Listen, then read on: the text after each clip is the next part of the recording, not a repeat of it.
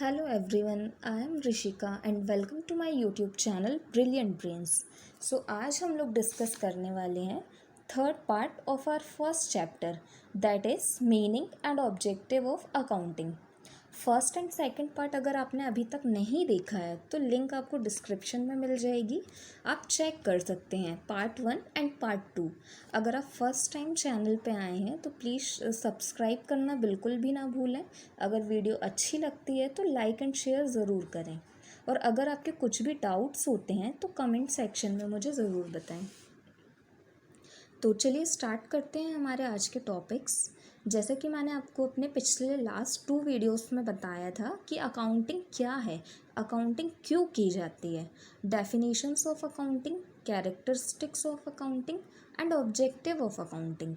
मैंने आपको ये सब बताया हुआ है, तो आप अपने ये जो फर्स्ट वीडियो है और सेकंड वीडियो है, सेकंड पार्ट है और फर्स्ट पार्ट है मेरा, तो वो आपको मेरे यूट्यूब चैनल पर मिल जाएंगे, तो आप वो एक बार चेक ज़रूर करिएगा।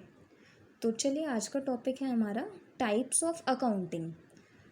तो अब हम ये देखते हैं कि अकाउंट कितने तरह के होते हैं। तो देखिए, हम लोग जो अकाउंटिंग पढ़ रहे हैं उसे बोलते हैं फाइनेंशियल अकाउंटिंग। सबसे पहली जो अकाउंटिंग होती है वो होती है फाइनेंशियल अकाउंटिंग, जिसमें हम लोग फाइनेंस के बारे में, प्रॉफिट एंड लॉस के बारे में पढ़ते हैं। सेकंड होती है हमारी कॉस्ट अकाउंटिंग।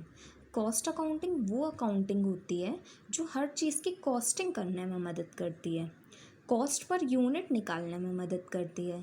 जैसे फॉर एग्ज़ाम्पल मैंने एक पेन लिया या मैंने एक पेंसिल ली, अब उसे बनाने में, उसकी मेकिंग में कितनी कॉस्ट आई, ये सब हम देखेंगे कॉस्ट अकाउंटिंग में। थर्ड होता है टैक्स अकाउंट। तो टैक्स अकाउंटिंग मेनली यूज़ होती है टैक्सेस के अकॉर्डिंगली कैलकुलेशन करने के लिए, कि अगर एक व्यक्ति, एक पर्सन टैक्स पे कर रहा है तो उसकी इनकम कितनी है, तो ये सब हमें बताती है टैक्स अकाउंटिंग। अब आता है फोर्थ पॉइंट हमारा, वो हमें जो होता है मैनेजमेंट अकाउंटिंग। तो मैनेजमेंट अकाउंटिंग वो अकाउंटिंग होती है जो हमें चीज़ों को फर्दर प्लानिंग करने में, मैनेज करने में मदद करती है। अब किसी फर्म के, किसी कंपनी के या किसी बिजनेस के फर्दर क्या गोल्स होने वाले हैं, कितनी हमारी इनकम और जनरेट हो सकती है, कैसे हम सारा सिस्टम देखेंगे, कैसे हम सारा सिस्टम मैनेज करेंगे, तो ये सब हम देखते हैं मैनेजमेंट अकाउंटिंग में। और लास्ट हमारी होती है सोशल रिस्पॉन्सिबिलिटी अकाउंटिंग। अब सोशल रिस्पॉन्सिबिलिटी अकाउंटिंग ये क्या होती है? तो देखिए, आजकल हम लोग देख रहे हैं कि हमारी सोसाइटी में बहुत सारा पॉल्यूशन हो रहा है, बहुत सारा हार्म हो रहा है। अब बिज़नेस में सोसाइटी का एक मेन कंट्रीब्यूशन होता है। इनफैक्ट हर बिज़नेस का जो भी रिसोर्स हमें मिले हैं वो हमें कहाँ से मिले हैं? तो वो हमें मिले हैं बिज़नेस से। तो बिज़नेस की भी ये रिस्पॉन्सिबिलिटी बनती है कि वो सोसाइटी के लिए कुछ ना कुछ कंट्रीब्यूट करे। तो एक बिज़नेस ने सोसाइटी के लिए क्या क्या कंट्रीब्यूशन करे हैं, उसका जो अकाउंटिंग प्रॉपर वे में बनता है उसे बोला जाता है सोशल रिस्पॉन्सिबिलिटी अकाउंटिंग, जहाँ डेटा को प्रॉपर वे में कलेक्ट किया जाता है, समराइज़ किया जाता है एंड देन एनालाइज किया जाता है एंड इन्फॉर्मेशन दी जाती है। तो इसे हम कहते हैं social responsibility accounting. So these are basic types of accounting. So let's come to our next topic, that is users of accounting information. अब ये क्या होता है? तो देखिए, जो भी हमने अकाउंटिंग इन्फॉर्मेशन के बारे में डेटा कलेक्ट किया था या जो भी हमने जानकारियाँ एकत्रित की थी, अब ये इन्फॉर्मेशन किसके लिए यूज़फुल है या इस इन्फॉर्मेशन को कौन यूज़ करता है? तो ये जो इन्फॉर्मेशन होती हैं ये 2 लोगों के लिए यूज़फुल होती हैं। First is internal users and second is external users. अब इंटरनल यूज़र्स कौन से होते हैं? तो देखिए, इंटरनल यूज़र्स वो यूज़र्स होते हैं जो आंतरिक तौर पे बिज़नेस का संचालन करते हैं या बिज़नेस को रन करते हैं, जो इंटरनली बिज़नेस को रन करते हैं, जो बिज़नेस के जैसे ओनर होते हैं, एम्प्लॉयज़ होते हैं, मैनेजर्स होते हैं, डायरेक्टर्स होते हैं, जो बिज़नेस को रन करते हैं। तो ये क्या करते हैं, ये जजमेंट करते हैं, जजमेंट देते हैं, फ्यूचर डिसीजन मेकिंग करते हैं, चेक करते हैं कि बिज़नेस सही चल भी रहा है, अकाउंटिंग हो भी रही है या नहीं हो रही है। तो ये इंटरनल यूज़र्स के लिए हेल्पफुल होता है। अब सेकेंडली एक्सटर्नल यूज़र्स होते हैं। तो एक्सटर्नल यूज़र्स वो यूज़र्स होते हैं जो हमारे बिज़नेस में इंटरनली काम नहीं करते, लेकिन फिर भी वो हमारे बिज़नेस से क्या होते हैं, कनेक्टेड होते हैं। जैसे अगर मुझे लोन लेना है तो बैंकर पहले ये चेक करेंगे कि मैं केपेबल हूँ भी या नहीं हूँ इस लोन को लेने के लिए, मैं पे बैक कर भी पाऊँगी या नहीं कर पाऊँगी, या मेरी इतनी अर्निंग है भी या नहीं है। तो जो बैंक होगा जो बैंकर होगा वो चेक करेंगे कि इनके अकाउंट्स कैसे हैं, ये प्रॉफिट में है या ये लॉस में है। अगर मैं लॉस में हूँ तो बैंकर तो मुझे लोन नहीं देंगे, जो बैंक होगा वो मुझे लोन नहीं देगा। तो वो पहले चेक करेंगे कि हमारी अकाउंटिंग इन्फॉर्मेशन कैसी है, तो वो चेक करेंगे कि हमारे अकाउंट्स कैसे हैं। फॉर एग्ज़ाम्पल सिमिलरली हम ये भी देख सकते हैं कि अगर मुझे किसी से उधार लेना है तो कोई भी ऐसे ही उधार में मुझे क्यों सामान देगा, तो जिससे हमें पैसे देने हैं, हमें जिसे भी हमें पैसे देने हैं उन्हें हम कहते हैं क्रेडिटर्स, जिन्हें हमें पैसे देने होते हैं। तो हमारे बिज़नेस में जो बाहरी रूप से या एक्सटर्नली वे पे जो काम करते हैं, जो भी वर्किंग होता है, तो उन्हें हम कहते हैं एक्सटर्नल यूज़र्स। तो ये एक्सटर्नल यूज़र्स के लिए हेल्पफुल होता है। So let's come to our next topic, that is advantages of accounting and disadvantages of accounting. Firstly हम एडवांटेजेस ऑफ अकाउंटिंग देखते हैं कि हमने जो भी अकाउंटिंग करी है, हमने सारी रिकॉर्डिंग, क्लासिफाइंग, समराइजिंग, रिपोर्टिंग करी है, तो इस सिस्टम के एडवांटेजेस क्या क्या हैं, हमारे फ़ायदे क्या क्या हैं। तो जो सबसे पहला फ़ायदा है वो है helpful in management of business. अब मैंने आपको जैसे कि पहले बताया था कि जब हमारे पास प्रॉपर वेल डिफाइंड सिस्टम होता है तो हमारे लिए फ्यूचर में चीज़ों को मैनेज करना आसान हो जाता है। जैसे मैंने अपने अकाउंट्स चेक किए तो मुझे क्या पता चला कि मैंने 2020 में 12 लाख, 2021 में 15 लाख और 2021 में 20 लाख का प्रॉफिट अर्न किया। तो अब मैं ये प्लानिंग करके चलूँगी कि हाँ, जो मैंने अपनी पॉलिसी अपनाई वो सही है, इससे मेरा प्रॉफिट हो रहा है। तो अब इन तीनों ईयर्स के प्रॉफिट को कंपैरिजन करके मैं इसी पे बेस्ड प्लान बना सकती हूँ कि जो मैं अकाउंटिंग की पॉलिसी मैं अपना रही हूँ वो सही है और इससे मेरा प्रॉफिट हो रहा है। तो ये मदद करती है बिज़नेस को मैनेज करने में। Second is complete and systematic records. तो जब हमारे अकाउंट्स प्रॉपर वे में मेंटेन किए जाते हैं तो हमारे लिए चीज़ें और भी आसान हो जाती हैं। Third is it enables to comparative study.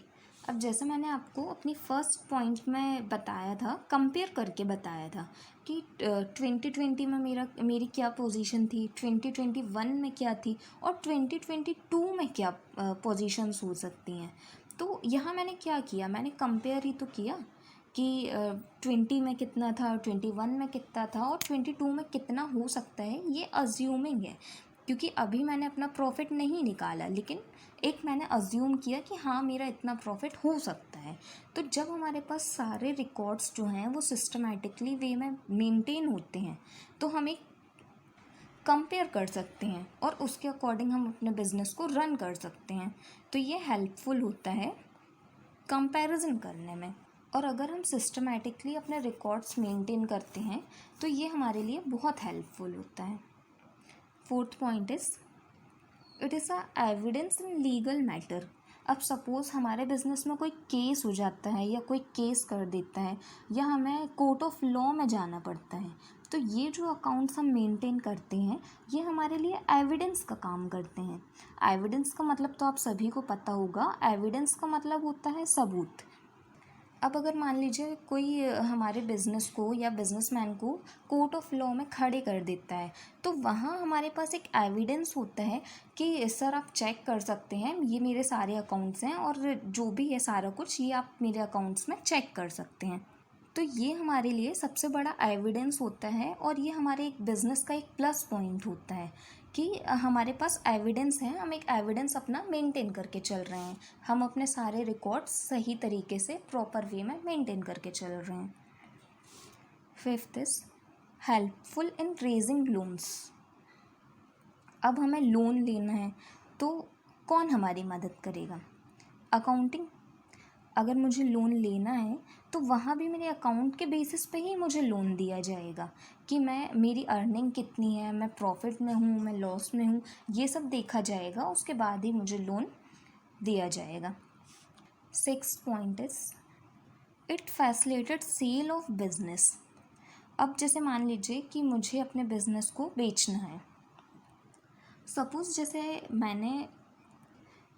जैसे आपने डेयरी मिल्क का नाम सुना होगा, जो कि एक चॉकलेट होती है।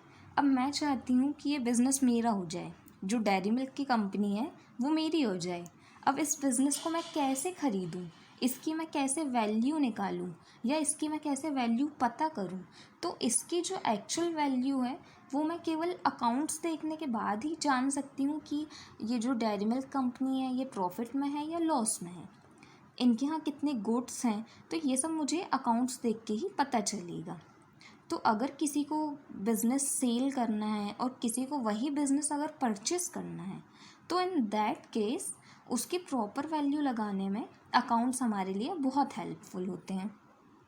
तो अब आगे बढ़ते हैं लिमिटेशंस की तरफ।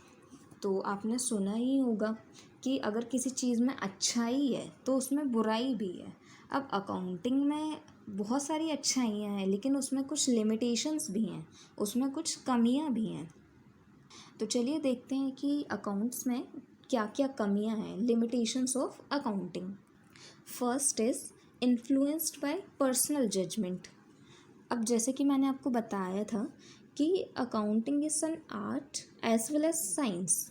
अब साइंस में आपको सारा कुछ हर जगह सेम मिलेगा क्योंकि साइंस में बहुत सारे प्रिंसिपल्स होते हैं जो यूनिवर्सली एप्लीकेबल होते हैं, ये चेंज नहीं होते। लेकिन आर्ट में कहीं ना कहीं हर किसी की एप्लीकेशन अलग हो जाती है। सिमिलरली अकाउंट्स में भी जजमेंट का बहुत फ़र्क पड़ता है क्योंकि अकाउंट में बहुत सारी चीज़ें हमें अज्यूम करनी पड़ती है। अब मैंने जैसे एक चेयर परचेस की है, अब मुझे वो अपनी बुक्स ऑफ अकाउंट में लिखना है, तो मुझे नहीं पता कि वो चेयर कितने टाइम तक हमारे बिज़नेस में रहेगी या कितने टाइम तक वो चेयर चलेगी। अब मैंने अपनी बुक्स ऑफ अकाउंट में अज्यूम किया कि ये चेयर मेरे हिसाब से, मेरे अकॉर्डिंग ये 4 ईयर्स तक चलेगी।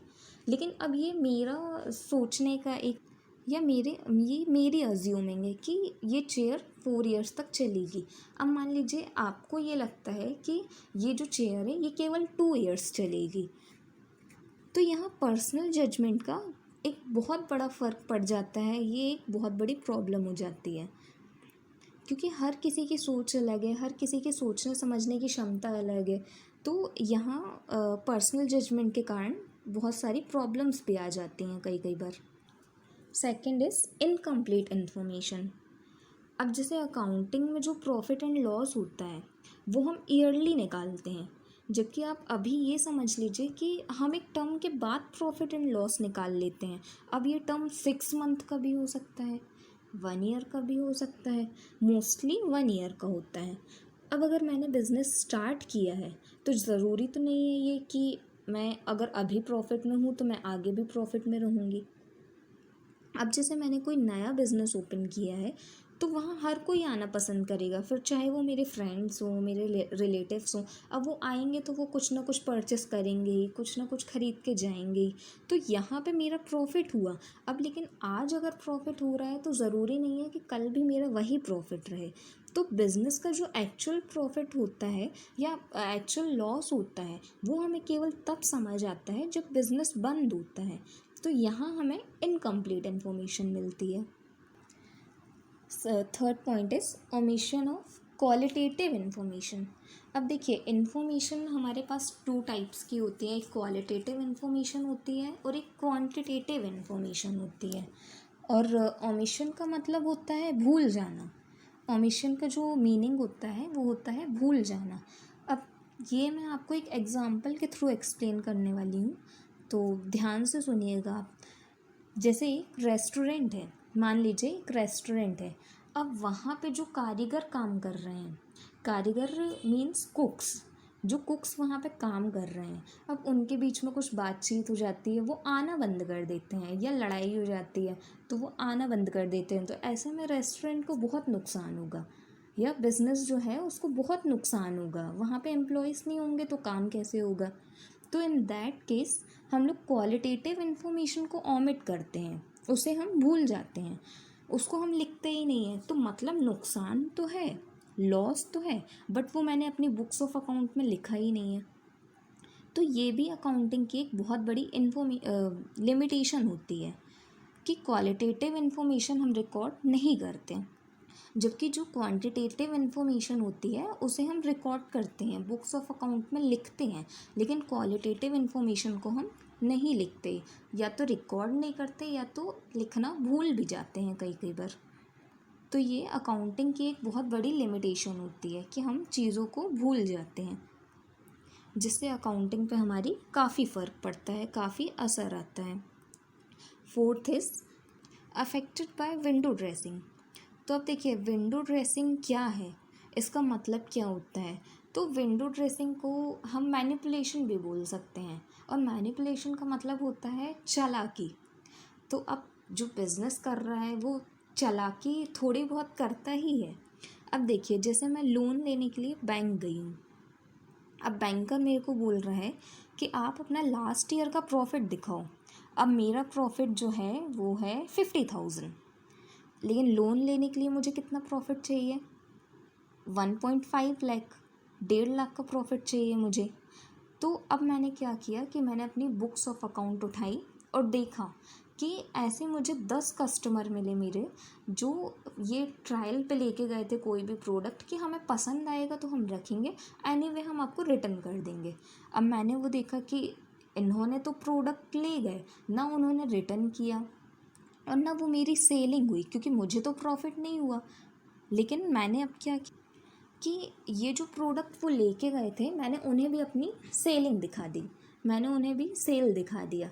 तो अब जब मैंने ये अपनी बुक्स ऑफ अकाउंट में सेल दिखाया, जो प्रोडक्ट जो जस्ट ट्रायल पे लेके गए थे, क्योंकि वो जो प्रोडक्ट लेके गए वो रिटर्न भी आ सकते हैं, उसमें मेरा प्रॉफिट भी हो सकता है और लॉस भी हो सकता है। तो मैंने उन्हें सेल में दिखा दिया। अब जैसे मैंने सेल में ये शो किया कि ये प्रोडक्ट जो हैं वो हमारे सेल हो गए, तो कहीं ना कहीं मेरा प्रॉफिट भी बढ़ा। अब मेरा जो प्रॉफिट था वो 50,000 से बढ़ के कितना हो गया, 1.5 लाख। तो अकाउंटिंग में कहीं ना कहीं विंडो ड्रेसिंग यूज़ होती है, जो कि अकाउंटिंग की एक बहुत बड़ी लिमिटेशन है कि यहाँ विंडो ड्रेसिंग का काफ़ी यूज़ होता है। So these are basic advantages and disadvantages of accounting. तो अब एक पार्ट और होगा जिसमें आपके ओनली 2 टॉपिक्स बचे हुए हैं। तो नेक्स्ट पार्ट में वो 2 टॉपिक भी आपके कवर अप करके मूव फॉरवर्ड करेंगे हम सेकंड चैप्टर की तरफ।